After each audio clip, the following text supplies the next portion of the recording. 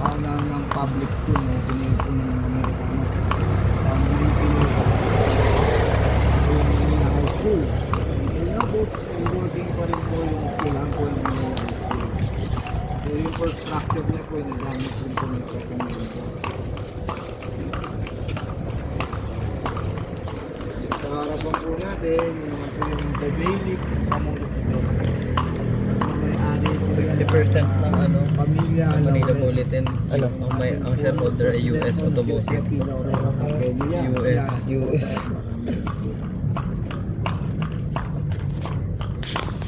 Pinangalan sa kanilang apelido ang UP Culinary Institute. Bali yung rooftop niya po, yan po yung isa po sa mga step po ng hotel. The Bailey. Restaurant po ngayon dito. Yan po yung spoon and spoon restaurant. Nakikita niyo po yung overlooking po ng buong.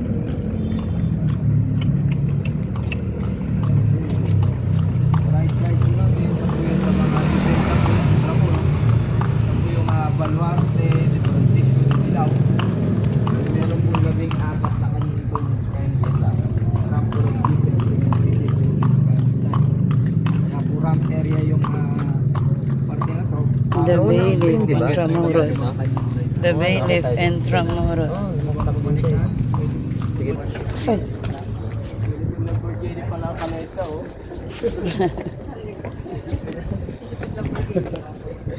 As the kid said.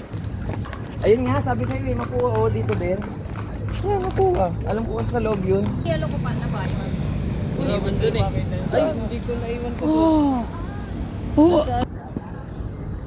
Loton, Manila. Ano, di na tayo pupunta. Dalawang bata pupunta sa kanyon. Si daddy. Pipicture siguro doon sa kanyon.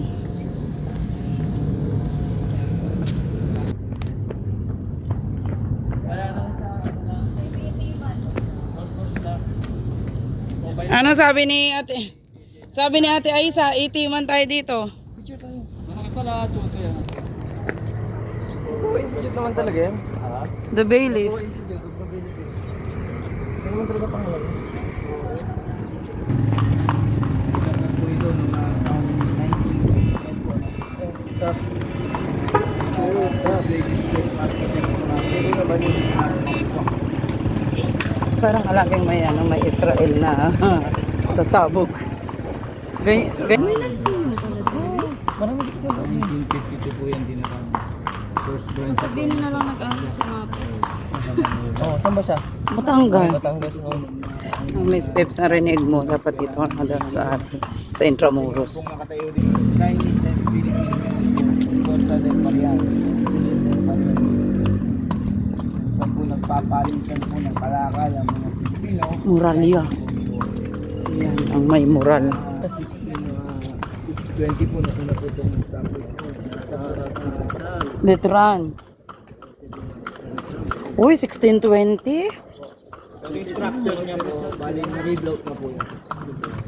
Pero ito lamang po wala natin yung hindi mali sa loob ng camera.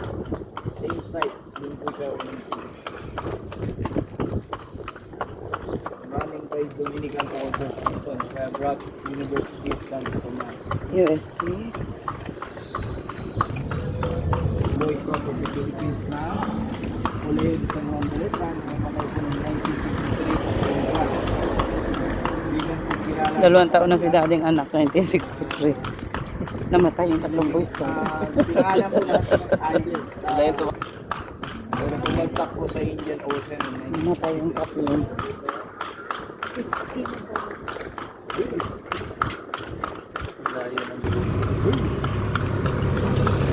Sigaro. Bureau of Immigration. Pumunta ng Jamboree na. Totoo, dito ang Bureau of Immigration. Ano po yung hindi na sila nakarating sa Greece? hindi na plane Hindi kasi makapabalik eh. dyan Ito po talaga yung pagkagaling ano? nyo ng embahada kung saan bansa po Ah, dyan. siya po yung tayo sa isang highest rank leader ng Spanish government na nakarating sa Ah, ganon. Yung asawa lang nakarating. Ay, asawa pero sa akin pangalan. Siguro sinabi nung asawa. Wow.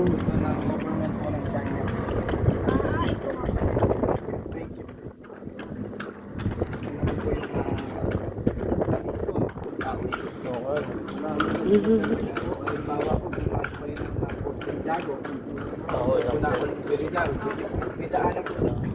Isang po dumadaong yung mga barkong galyon. Pag naganap po yung kalakalang galyon between Mexico and History yan. galyon po. Lahat kanina pa, puro history yan de. Malamang, sa malamang. Ng kalis ang history. Recall nito. Nare-recall.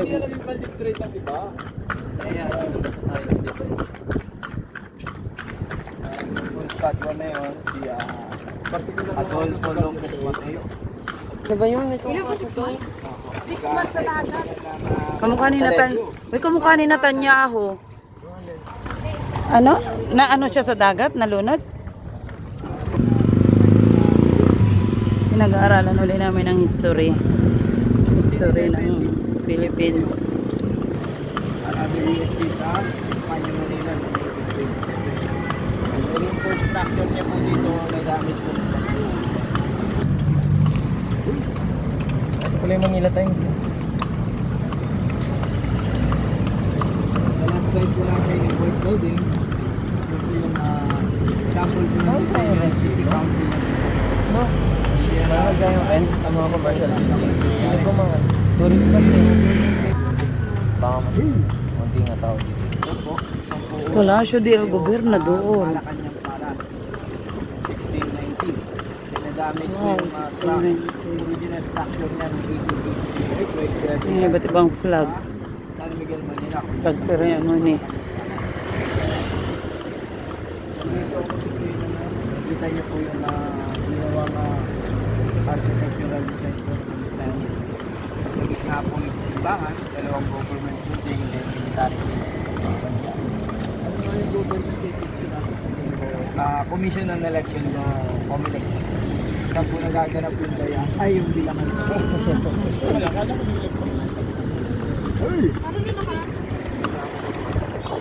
Kasi sabi na?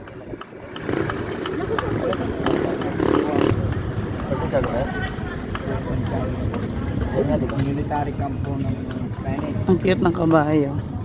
Kulay pink. Unicorn. Aboy. Wala ko lang naman. Pag gusto nyo pa po na mag-sal, pwede nyo mag-sal sa person dito circuit. Para nakita nyo naman yung mga residential camp. Sakto nga lang. 140 times. Ay, 1240. Ano po yung Manila Cathedral. Bali, second oldest sculpture po sa Pilipinas. Yung kanyang structure, bali, yan na po yung Santa Cruz, Quiapo, Recto, Binondo. Ano yun sa restaurant po yan. Yan po yung 15 years old.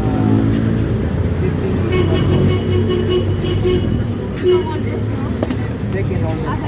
Second oldest. First oldest po is yung San Agustin. Sa Cebu ba yun? General Luna.